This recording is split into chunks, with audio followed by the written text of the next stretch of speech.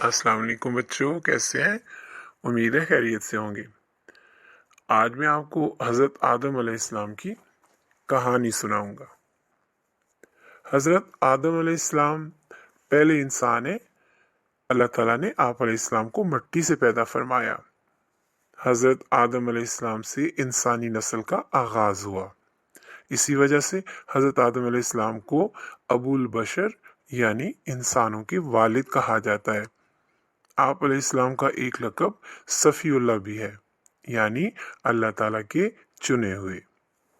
حضرت آدم علیہ السلام کو پیدا کرنے سے پہلے اللہ تعالیٰ نے فرشتوں کے سامنے حضرت آدم علیہ السلام کی پیدائش کا ذکر فرمایا کہ میں زمین میں انسان کو اپنا خلیفہ یعنی نائب بنانے والا ہوں۔ فرشتوں نے عرض کیا کہ کیا آپ ایسی مخلوق بنائیں گے جو زمین میں فساد مچائے گی اور خون بہائے گی؟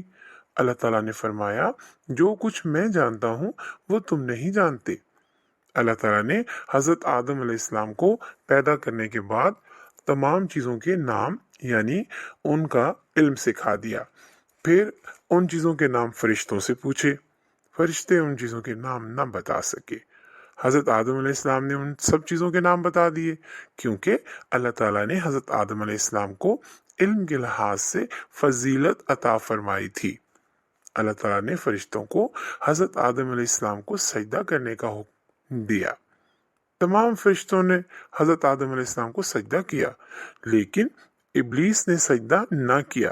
ابلیس جنات میں سے تھا۔ ابلیس نے تکبر کیا اور حضرت آدم علیہ السلام سے حسد کیا۔ اس تکبر اور حسد کی وجہ سے اس نے حضرت آدم علیہ السلام کو سجدہ کرنے سے انکار کر دیا اور کہا میں اس سے بہتر ہوں، تو نے مجھے آگ سے پیدا کیا اور تو نے اسے مٹی سے پیدا کیا۔ اللہ تعالیٰ نے اس سے فرمایا کہ تجھے ہرگز یہ حق نہیں پہنچتا کہ تو یہاں رہ کر تکبر کرے، اس لیے تو ذلیل اور رسوا ہو کر یہاں سے نکل جا۔ ابلیس مردود نے اللہ تعالیٰ سے قیامت کے دن تک کی مہلت مانگی تاکہ وہ اللہ تعالیٰ کے بندوں کو اللہ تعالیٰ کے سیدھے راستے سے ہٹا سکے۔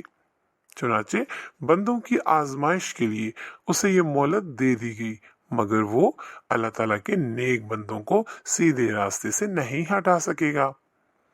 اللہ تعالیٰ نے حضرت آدم علیہ السلام اور حضرت حوا علیہ السلام کو جنت میں رکھا۔